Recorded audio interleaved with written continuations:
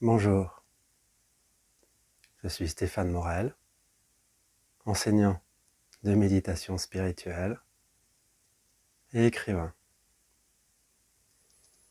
Je vous propose aujourd'hui une vidéo sur le thème de l'éveil. Sommes-nous éveillés, ici et maintenant? Sommes-nous éveillés sans le savoir? C'est une grande question qui revient souvent. C'est-à-dire, est-ce que l'état d'éveil est là, latent, en chacun de nous? Voire même, est-il déjà présent, sans que j'en sois conscient, qu'il suffit simplement d'être conscient de cela pour que cet éveil s'actualise? Pour répondre à cette question, nous allons nous aider de 3 maîtres, de 3 extraits de vidéos avec Rupert Spira, Alan Wallace et Salim Michael. Je vous invite à regarder la première vidéo, celle de Rupert Spira. You said, at what time do I know that I'm in awareness? Is that right? Yes. Tu demandes à quel moment est-ce que je sais que je suis dans la And conscience. in your question, you suggest that you are one thing, and that awareness is another, and that you are practicing going to awareness and resting there. Donc dans ta question, tu impliques qu'il y a le moi ici et le moi là, et que tu pratiques. Like you might go to your bedroom and rest there for a while. Tu te pratiques le trajet pour aller à la conscience, comme si tu pratiquais. How do I know when I'm in retour dans my ta bedroom and not out in the world? Comment est-ce que je sais que je suis dans ma chambre à coucher et pas dans la rue? You are awareness. Mais la conscience n'est pas un You lieu. are- Tu es la conscience. You are that which is aware of your experience. Tu es cela qui est conscient de ton expérience. But it's just that we are so fascinated with our thoughts, sensations, and perceptions that we, as it were, lose ourselves to them. C'est en fait qu'on est tellement fasciné par nos pensées, nos sensations et nos perceptions qu'on se donne à elles, on se perd à elles, dans elles. So, to one who has lost himself in thoughts, sensations, and perceptions, Pour celui qui s'est abandonné à ses pensées, sensations, etc., the teaching says, trace your way back to yourself. la pratique, enfin l'enseignement dit, retrace tes pas vers ton soi essentiel. And it seems from this suggestion Et cela semble suggérer that you have to make a journey from one place back to your self-awareness. Cela semble suggérer qu'il fallait faire une démarche, entreprendre un voyage pour se retrouver le soi. But that's just a manner of speaking. Mais c'est en fait juste une formulation. That is said as a concession to one who has lost himself in his thoughts and feelings. C'est une concession pour celui qui semble s'être perdu dans l'expérience. How far does the character in a movie have to travel to reach the screen? Donc, quelle est la longueur du trajet que le personnage du film doit voyager pour toucher l'écran? You are awareness. Tu es Right conscience. now, you are that which is aware of your experience. là maintenant, tu es cela qui connaît ton expérience. I am aware of my thoughts. I am aware of my feelings. Je- I am aware of Je sensations. suis conscient de mes pensées, de mes perceptions. Je suis conscient de mes sensations. I am aware. I am aware. I am aware. You, I, are always aware. You are awareness. Tu es toujours conscient, tu es la conscience. Simply see that. Vois cela, simplement. Know yourself as. Don't become that. Ne deviens pas cela. We cannot become what we already are. On ne peut pas devenir ce qu'on est déjà. See that you are that and stand as that. Vois- Be that knowingly. Que tu es cela, vois que tu es cela et sois cela consciemment. Voilà. Alors on commence fort avec Rupert Spira. Et donc, ce que Rupert Spira témoigne, c'est que la conscience, une conscience vaste et infinie, est déjà là, présente en nous-mêmes, et que sans le savoir, nous n'avons pas à nous transformer, mais y accéder en nous ouvrant à cette conscience.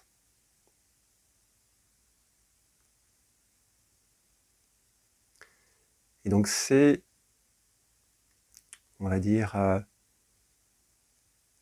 pour certains d'entre nous, une révélation que de comprendre qu'il n'y a pas deux choses vraiment à faire pour rajouter, pour avancer, mais que d'une certaine façon, cette attention est déjà présente, et que cette nature de cette attention est une conscience d'une très grande vastitude. Ça, c'est la réalité. Et il est possible, effectivement, de toucher à cette vastitude de cette conscience par un retournement, une révolution de l'attention sur elle-même. Et à ce moment-là, l'attention, la conscience, libérée de ces objets, se repose en elle-même dans une forme de sérénité et de plénitude. Cela peut être possible. Pourtant, en vérité, cette conscience à laquelle on peut accéder est d'une certaine façon notre conscience ordinaire. Et cette conscience-là a ses propres limites. Nous sommes conscience, mais en nous, il y a différents types de conscience. Et c'est là le point essentiel et crucial par rapport à une recherche intérieure. Oui, accéder ici et maintenant à cette révolution intérieure de l'attention et de la conscience est une ouverture et un pas vraiment important, une étape importante pour s'ouvrir à un champ plus grand de conscience. Pour autant, ce n'est pas la conscience au soi, la présence au soi, qui est l'irruption en nous-mêmes d'un champ de conscience d'une autre nature. Je vous invite à regarder cette deuxième vidéo avec Alan Wallace. Il y avait jadis un chercheur spirituel errant. Quand il vit les empreintes du Bouddha, il le poursuivit comme un traqueur de cerfs. Il le poursuivit.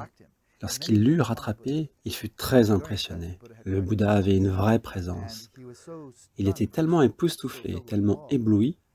Sans doute voyait-il le Bouddha comme on le voit dans ses statues et autres. Il lui demanda « Es-tu un dieu ?» parce qu'il avait l'air vraiment extraordinaire. Il n'avait pas l'air normal. Le Bouddha dit « Non. » « Es-tu un être céleste, un ange ou quelque chose comme ça ?» Le Bouddha a dit « Non. » « Es-tu une sorte d'élémental ou d'esprit de la terre ?» Le Bouddha a dit « Non. » Et pour finir, il demanda au Bouddha Gautama, le Bouddha historique, « Es-tu un homme ?» Le Bouddha dit « Non. » Alors ce fut un grand choc, complètement perplexe. Il balbutia « Mais tu es qui? Tu es quoi ?» Et le Bouddha a dit « Je suis éveillé. » C'est la signification de Bouddha, celui qui est éveillé. Et si le Bouddha est éveillé et que nous ne le sommes pas, alors que nous croyons l'être, nous venons juste de nous décrire comme quelqu'un qui rêve. Alors, ce qui est précieux avec cette vidéo d'Alan Wallace, c'est qu'il nous donne cette information que le Bouddha, qui est un être humain, qui est réalisé pleinement, éveillé pleinement, ne se définit pas comme un être humain, mais comme un être éveillé. Qu'est-ce que cela signifie? Pour moi, ça signifie simplement que l'état d'être et de conscience dans lequel il est immergé ou dans lequel il se révèle pleinement n'est pas d'ordre humain, dans le sens où il ne s'agit pas d'une conscience ordinaire, même cette conscience qui se révèle vaste et pleine quand elle se retourne et se repose en elle-même. Et donc il s'agit d'autre chose, d'un autre état de conscience qui fait éruption, différent de notre conscience humaine. Ce point peut sembler anecdotique, mais il ne l'est pas d'un point de vue pratique. Parce qu'il est important, quand on fait cette expérience de retournement de l'attention, et qu'on accède à un champ plus vaste de conscience, de bien réaliser que ce champ n'est pas forcément ce champ divin, ce champ pleinement réalisé, pleinement éveillé qu'évoque le Bouddha. Il y a d'autres champs de conscience avant cette expérience. Pour en savoir plus, je vous invite à regarder cette vidéo de Salim Michael. Mais vous voyez, l'homme cherche de connaître son être suprême ou son être céleste, mais il croit qu'il doit l'ajouter à ce qu'il est. Mais ce n'est pas question de ajouter quelque chose à ce qu'on est. Parfois, des personnes viennent me voir et ils me disent « je veux m'améliorer ». Alors là, je ne peux rien faire pour eux. Je veux m'améliorer. Il ne s'agit pas de m'améliorer. C'est-à-dire, je veux rester ce que je suis et ajouter à ce que je suis le chose céleste, l'être céleste, le royaume des cieux, appelez-le ce que vous voulez. Ce n'est pas possible. Il y a toutes sortes de transformations qui doivent avoir lieu en soi-même. Transformer tellement de choses, mais tellement de choses qui doivent être transformées, les mauvaises habitudes, les mauvaises tendances, etc. Malveillance, mensonge à soi-même, mensonge aux autres, autodéception, et tout cela doit être transformé. Il faut s'éveiller pour cela. On a besoin d'être éveillé, de s'éveiller.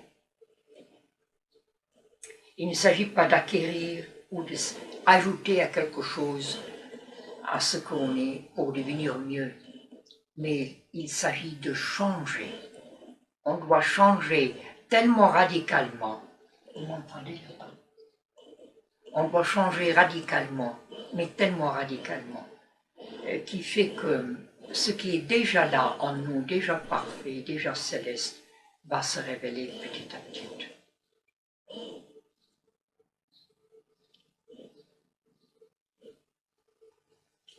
Alors là, ça nous emmène à un problème qui est important. On a l'habitude, dans la vie extérieure, d'attendre une récompense pour tout ce qu'on fait.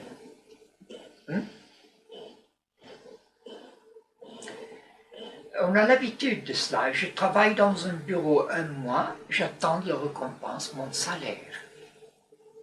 Je fais une bonne chose, j'attends que ce sera reconnu. Et si demain je fais la même bonne chose ou même mieux, et je ne suis pas reconnu pour cela, alors je suis malheureux. Même fâché, peut-être. Comment? Il n'a pas reconnu je l'ai fait tellement bien, il m'avait... Ah ça, oi, oi, oi, oi. Il n'a pas reconnu ce que j'ai fait, je l'ai fait tellement bien, je suis tellement fier de ce que j'ai fait. Récompense, on attend une récompense pour tout ce qu'on fait.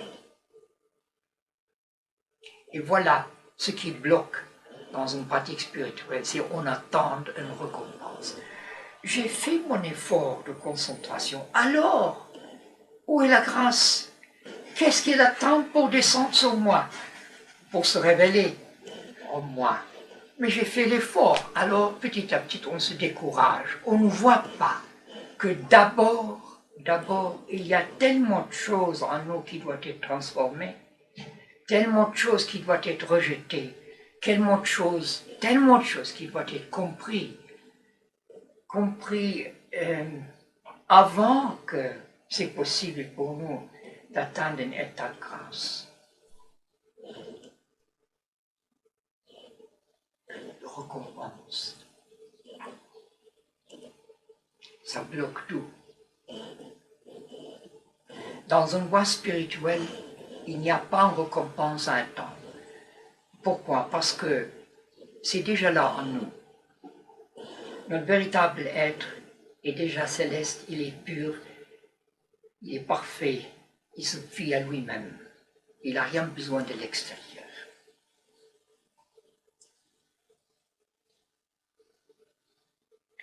Alors quand on médite, pour l'amour de Dieu, ne cherche pas de récompense.